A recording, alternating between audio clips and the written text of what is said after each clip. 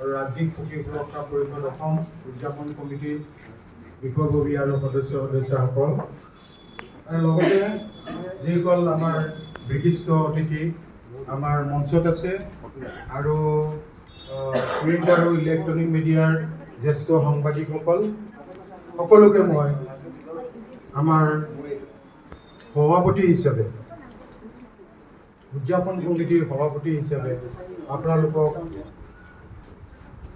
Welcome পোষ্টটোৱে মানে হেৰি কৰি দিলে দেই পোষ্টটোৰ কাৰণে আমাৰ কথা হ'ল কি আমি এই বিশ্ব পক্ষী দিৱস 2004 চনৰ পৰাই অনুষ্ঠিত কৰি আহিছো।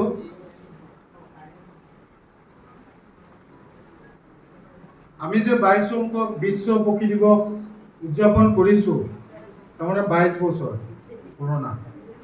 আমি অৱশ্যে 24 বছৰ পুৰণা 2021ত কোভিডৰ কাৰণে আমি অনুষ্ঠিত কৰিব পৰা নাই বা বিভিন্ন অনুষ্ঠান প্ৰতিষ্ঠানো বিভিন্ন সংগঠনেও পাতিব পৰা নাই।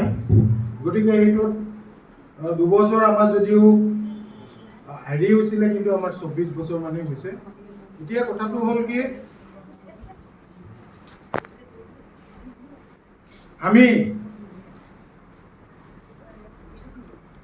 মানুহ প্ৰকৃতিৰে এবিধ জীৱ, চাৰিমুঠি জীৱ, উৰণ বুৰণ গজন ভ্ৰমণ এই চাৰিমুঠি জীৱ। তাৰে উৰণ পক্ষীবিধ উৰণ যিটো জীৱ এই যেনে পশু মানে পক্ষী তাক লৈ পেলাই পক্ষী সুৰক্ষা পৰিষদ আমাৰ গঠন হৈছিলে 2004 চনৰ 23 জুলাই আৰু তেতিয়াৰ পৰাই আমি ধাৰাবাহিকভাৱে বিশ্ব পক্ষী দিৱস পালন কৰি আহিছোঁ। সন্মানীয় বিশিষ্ট অতিথি বৃন্দ, সাহিত্যিক, কবি, শিল্পী, সাংবাদিক, প্ৰকৃতিপ্ৰেমী, শিক্ষক শিক্ষয়িত্ৰী, ছাত্ৰ ছাত্ৰী আৰু মোৰ প্ৰিয় উপস্থিত শুভাকাংক্ষী সকলোকে মোৰ আন্তৰিক শুভেচ্ছা আৰু অভিনন্দন জ্ঞাপন কৰিলোঁ। আৰু মই খুবেই সুখী যে 22 সংখ্যক বিশ্ব পক্ষী দিৱস উদযাপন অনুষ্ঠানত আপোনালোকৰ নিচিনা বৰেণ্য মানুহক লগ পাই মই অত্যন্ত সুখী হৈছোঁ আৰু আনন্দিত আৰু গৌৰৱ অনুভৱো কৰিছোঁ। অসম আৰু সেইবাবে অসম মানে ৰাজ্যিক পক্ষী সুৰক্ষা পৰিষদ অসম আৰু অসম প্ৰাকৃতিক কবি সন্মিলন আৰু 22 সংখ্যক বিশ্ব পক্ষী দিৱস উদযাপন সমিতি হৈ সকলোকে আন্তৰিকভাৱে মই স্বাগতম জনাইছোঁ। পক্ষী কেৱল এনেকে ধৰি থাকা প্ৰকৃতিৰ অলংকাৰেই নহয়, পক্ষী কেৱল প্ৰকৃতিৰ অলংকাৰেই নহয়, ইহঁত হৈছে প্ৰকৃতিৰ জীৱন্ত সুৰ। পখিলাৰ কাকলি, উৰণ, বাসস্থান আৰু জীৱন চক্ৰই আমাৰ পৰিৱেশৰ ভাৰসাম্য অটুট ৰাখে। পৰিভ্ৰমী পক্ষীসমূহে হাজাৰ হাজাৰ কিলোমিটাৰ পথ অতিক্ৰম কৰি আমাৰ দেশ আৰু অসমলৈ আহে। ইহঁতে যেন পৃথিৱীৰ বিভিন্ন দেশ আৰু সাংস্কৃতিক এক অদৃশ্য সুৰৰ মাজেৰে সংযোগ কৰি ৰাখে। কিন্তু বৰ্তমানৰ সময়ত বন উজাড়, জলবায়ু পৰিৱৰ্তন, নদ জলাশয়ৰ প্ৰদূষণ, প্লাষ্টিকৰ অপব্যৱহাৰ আৰু মানুহৰ অচেতন কাৰ্যকলাপৰ ফলত বহুতো পক্ষী আজিৰ দিনত বিপদৰ সন্মুখীন হৈছে। বহুতো দুষ্প্ৰাপ্য পৰিভ্ৰমী পক্ষীৰ সংখ্যা দ্ৰুতগতিত হ্ৰাস পাইছে। এই পৰিস্থিতি আমাৰ বাবে যে হৈছে ই এক গভীৰ চিন্তাৰ বিষয়। সেয়েহে আজি এই অনুষ্ঠান কেৱল আনুষ্ঠানিক উদযাপনেই নহয়, এক সজাগতা, এক দায়িত্ব আৰু এক সামাজিক আন্দোলন। আমি যদি প্ৰকৃতিক ভাল পাওঁ তেন্তে পক্ষীকো সুৰক্ষা দিব লাগিব আৰু গছ পুলি ৰোপণৰ মাজেদি বনাঞ্চল সংৰক্ষণ কৰিব লাগিব, জলাশয় ৰক্ষা কৰা আৰু পৰিৱেশৰ প্ৰতি সংবেদনশীল মনোভাৱ গঢ়ি তোলাটো আজিৰ সময়ত অতীৱ প্ৰয়োজন হৈছে বুলি মই ভাবোঁ। মই বিশেষকৈ নতুন প্ৰজন্মক আহ্বান জনাব খুজিম, অনুভৱ কৰক আৰু আমি যে ভাল পাওঁ, প্ৰকৃত হৃদয়েৰে ভাল পাওঁ, এই মনোভাৱ আমি নিজৰ মনলৈ আনিব লাগিব। কিয়নো আজিৰ যিটো সচেতনতা কাইলৈ পৃথিৱীক সুৰক্ষিত কৰিব, জীৱ জন্তু সুৰক্ষিত কৰিব, মানুহক সুৰক্ষিত কৰিব। অসম প্ৰাকৃতিক কবি সন্মিলনৰ সৈতে মিলি আমি বাস কৰোঁ যে সাহিত্য, সংগীত আৰু কবিতাৰ মাজেৰে প্ৰকৃতিৰ সংৰক্ষণৰ কবিতাৰ মাজেৰে মহান বাৰ্তা সমাজলৈ প্ৰেৰণ আমি কৰিব পাৰোঁ। সেইকাৰণে আমি প্ৰেৰণ কৰি আহিছোঁ।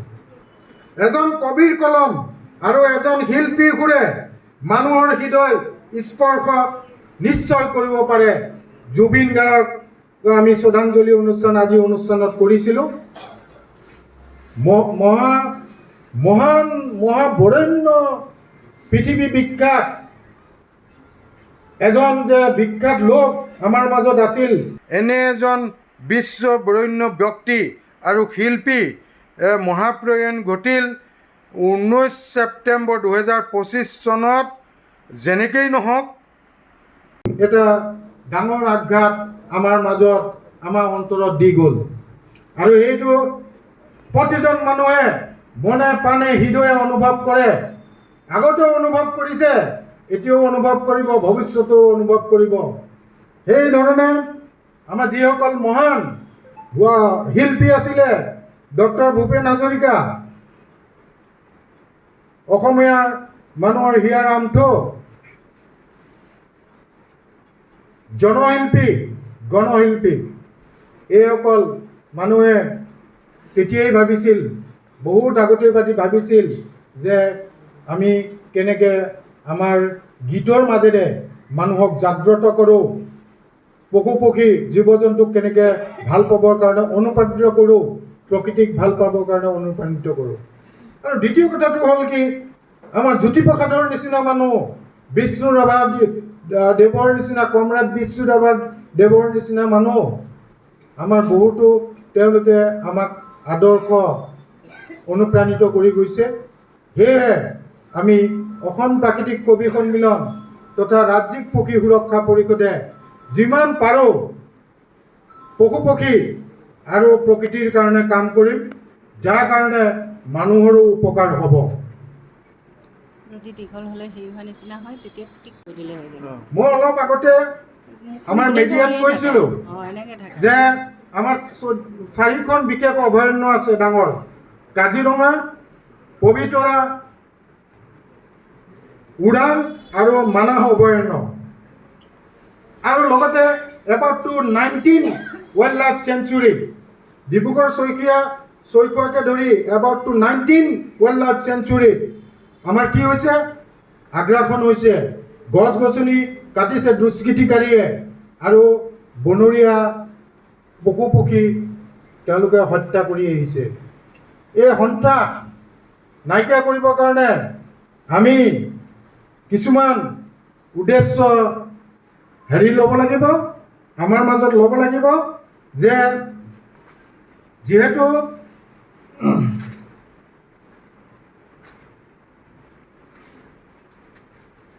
আমি চৰকাৰক আমি দাবী জনাব লাগিব, আমি সংবাদ মাধ্যমৰ যোগেদি জনাব লাগিব, আমি গল্প, প্ৰবন্ধ, কবিতাৰ মাজেদি জনাব লাগিব, অনুপ্ৰাণিত কৰিব লাগিব যে আমাৰ পশু পক্ষীক ৰক্ষা কৰক, কৰক আৰু লগতে প্ৰকৃতি ৰক্ষা কৰক, যিমান পাৰে গছ পুলি ৰোপণ কৰক। আৰু এইটো মোৰ মেছেজ দিছোঁ, যিহেতু মই প্ৰাথমিক বিদ্যালয়ৰ পৰাই মই এই প্ৰকৃতিৰ লগত কাম কৰি আহিছোঁ, জীৱ জন্তুৰ লগত, পক্ষীৰ লগত। গতিকে মই এটা বাৰ্তা দিব বিচাৰিছোঁ, যিমান পাৰে মানুহে গছ পুলি ৰুৱক, আৰু পশু পক্ষীক বচাওক, প্ৰকৃতি বচাওক, মানুহৰ জীৱন বচাওক, প্ৰদূষণৰ পৰা আপুনি ৰক্ষা কৰক সকলোকে।